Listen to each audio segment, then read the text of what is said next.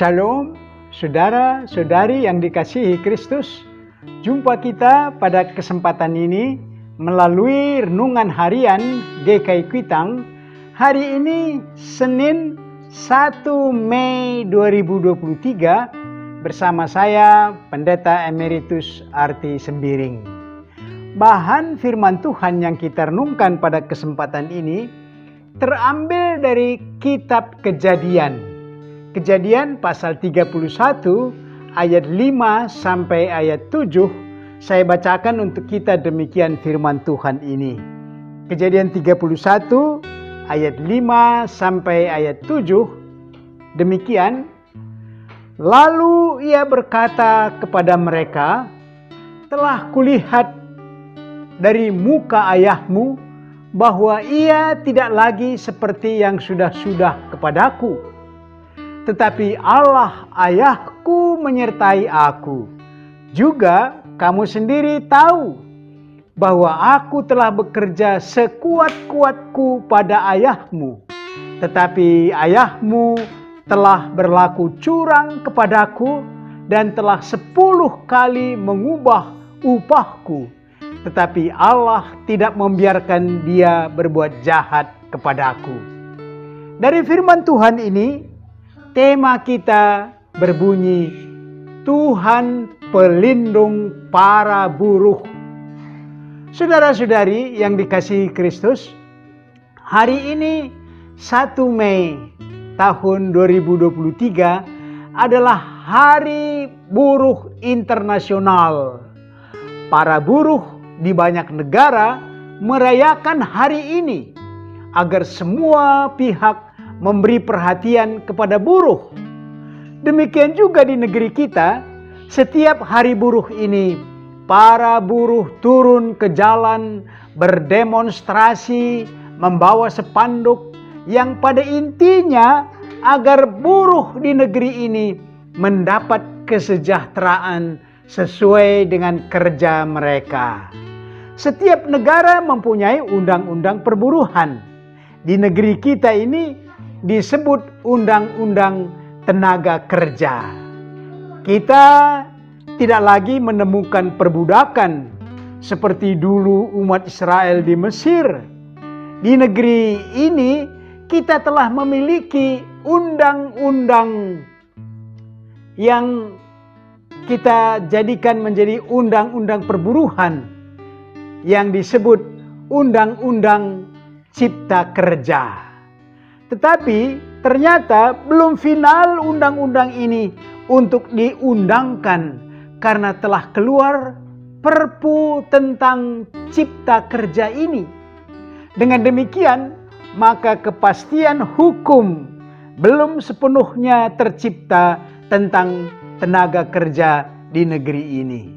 Saudara-saudari, bahan firman Tuhan yang kita renungkan ini di mana Laban seorang petani, peternak yang mendapat kesempatan mempekerjakan Yakub sebagai buruhnya.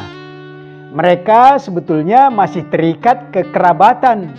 Tetapi dalam hal kerja, maka Laban sendiri meminta agar Yakub bekerja mendapat upah dengan berkata, "Katakanlah kepadaku apa yang patut menjadi upahmu." Demikian kata Laban. Atas pernyataan ini, Yakub bekerja untuk mendapat anak Laban, putrinya, sebagai upah menjadi istrinya. 2 anak perempuan Laban diberikannya kepada Yakub menjadi istrinya. Ditambah lagi 2 orang budak perempuan menjadi istrinya. Tetapi Yakub harus bekerja sebagai pekerja bagi Laban. Saudara-saudari, dengan pekerjaan Yakub di keluarga Laban ini, maka Tuhan memberkati Laban. Bertambah-tambah kambing dombanya. Tetapi di pihak lain justru mengabaikan hak dan kesejahteraan Yakub Sebagai majikan, Laban telah mengubah upah bagi Yakub 10 kali. Laban telah berbuat curang kepadanya. Tetapi sesuai dengan tema kita yang berbunyi, Tuhan pelindung para buruh. Demikian Yakub tetap terlindungi dari kecurangan majikannya, sehingga dia tidak binasa. Akhirnya Yakub melalui upahnya bertambah-tambah kekayaannya karena Tuhan, yang membuat Laban merasa tidak senang melihat Yakub bertambah-tambah kekayaannya. Dari ekspresi mukanya itu terlihat ketidaksenangannya. Kehadiran Yakub membuat harta Laban bertambah-tambah. Demikian juga Yakub telah kaya dari usaha Laban. Saudara-saudari, kalau kita lihat dari hubungan buruh dan pengusaha, pada dasarnya kedua pihak harus saling menguntungkan. Kehadiran buruh bagi pengusaha untuk menambah hasil produksi agar mendapat keuntungan lebih besar. Di negara kita, dengan undang-undang cipta kerja, penetapan upah misalnya, upah regional, dilihat dari laju inflasi ekonomi dan pertumbuhan ekonomi daerah. Tidak lagi dalam satu perembukan ada unsur pemerintah, unsur buruh, dan unsur pengusaha. Hal ini membuat buruh merasa diabaikan. Kalau ada buruh di PHK misalnya, dalam undang-undang cipta kerja, buruh tidak mendapat pesangon yang layak. Tidak dihitung masa kerja mereka. Demikian sedikit wajah perburuhan di negara kita ini. Namun sebagai orang beriman, kita mengaku Tuhanlah pelindung para buruh. Perusahaan maju, buruh sejahtera, pertahanan ekonomi negara kita kuat. Demikian tentu yang terkandung dalam perundang-undangan kita. Saudara-saudari, mari kita aplikasikan renungan ini dengan pokok-pokok berikut. Pertama, menurut Anda, Laban sebagai majikan, apa sebaiknya dilakukannya terhadap Yakub? Kedua, dalam hubungan Laban dan Yakub sebagai majikan dan buruh, apa kelebihan Yakub yang menjadi andalannya selama bekerja bagi Laban? Yang ketiga, kalau Anda dibantu oleh pembantu rumah tangga di rumah, apakah mereka cukup sejahtera di rumah Anda? Mari berdoa. Bapa dalam Tuhan Yesus Kristus, kami adalah kawan sekerja Allah yang mendapat upah. Karuniakan kesejahteraan kalau kami juga menjadi pekerja, karyawan, atau wira swasta di tengah-tengah masyarakat dan bangsa kami atas kerja dan usaha kami.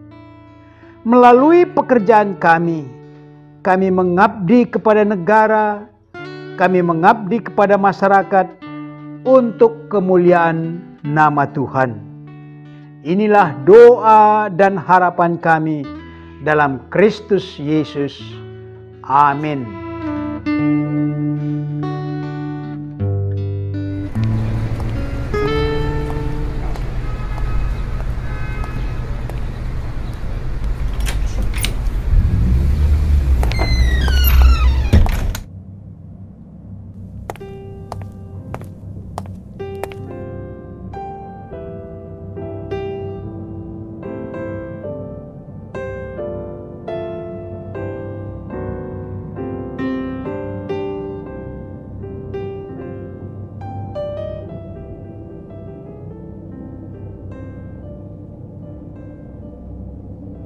Kejadian 3 ayat 1. Adapun ular ialah yang paling cerdik dari segala binatang di darat yang dijadikan oleh Tuhan Allah. Ular itu berkata kepada perempuan itu, tentulah Allah berfirman, semua pohon dalam taman ini jangan kamu makan buahnya, bukan? Ular itu berkata kepada perempuan itu. Jadi yang menggoda Hawa, ular atau iblis? Evert, masa kamu masih bingung? Sudah jelas tertulis bahwa ular yang berkata kepada perempuan itu. Salah lo. Yang menggoda Hawa itu iblis. Emang iblis itu tugasnya menggoda manusia. Ular? Apa kamu nggak bisa baca? Iblis. Ular. Iblis. Ular. Iblis itu yang menggoda. Ular. Apakah saudara-saudara masih ada yang bingung ketika mempelajari Alkitab untuk mengartikan ayat Alkitab? Ada info bagus untuk saudara-saudara. Akan dibuka pemahaman Alkitab untuk kita semua. Metode yang dipakai pasti menarik. Metode orang dewasa. Jadi ada pertanyaan, ada diskusi, semuanya itu bebas. Saudara-saudara mengeluarkan pendapat, pemikiran, pemahaman saudara. Dan pada akhirnya para pemimpin akan mengarahkan saudara mempunyai pemahaman yang baik, yang benar, sesuai seturut dengan kitab suci. Mari kita ikut pemahaman Alkitab. Siap? Baca